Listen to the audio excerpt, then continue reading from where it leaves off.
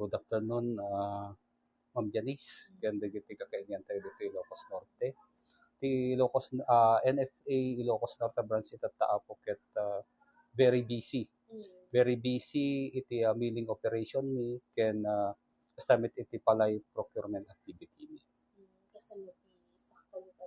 So we have sufficient stock more than 15 days to last kung kuna tayo. More than the sufficient stock may bagbaga tayo. The buffer stock adupay tandet stock tayo ng DJ needed nga buffer stock.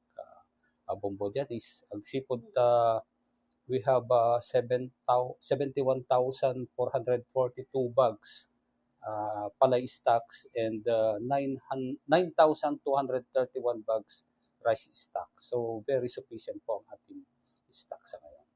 Nga manulang po madapat target ko sir. So almost customate ket di bombo Janis. Kem gapot adupay lang dagiti aglako iti iri kailian tayo. So talagang ad-ado ti stocks tay itata compared to the last 5 years. Anak ka tayo sir nga rason apay nga kami nga kasapit pa nagado. So siguro dati buying price mi ma'am. Kasi previously 19 pesos per kilogram ti buying price ti NFA. Yung itatan due to our pricer program 24 pesos per kilogram dati buying price ti NFA. Okay, so handa nga pinyan din mapan diri ti private sir. When ma'am, when. Itong tuloy tayo pa nga tiko tayo sa programa tayo nga diri pabulit nga lugar mapanagpag kasi tayo may adlako sir. So far itata ma'am adu ngamin dati scheduled nga procurement iti bodega mi. Tapos sabay pa mai sabay pa dati milling operation mi.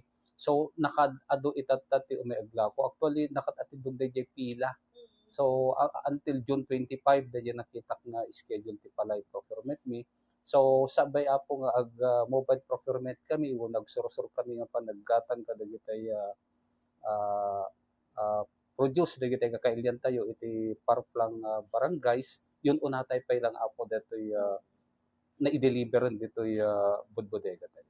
Since FFC kadati target yun at yung supply sir manay lang jigas lang ialo ka nga pondo nga pagkatan tayo dito sir. Yes ma'am kasi no DJ target tayo for the year 2025 adda talagan pondo na apo dayjay.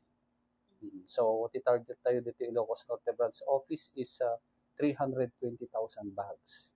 Dito Ilocos Norte is 100,000 bags palay. Itatanga tawen apo.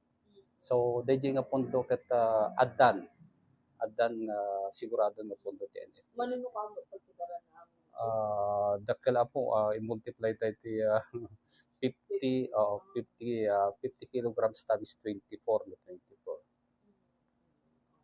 So kahit nasa earth sir ang pagpagin na problema kas pagarigan ta umay manen ipidati pa nagtutudong kanyo kas pagarigan ta agsasarong manen yan taday nga po ti bagyo sir. Awan apo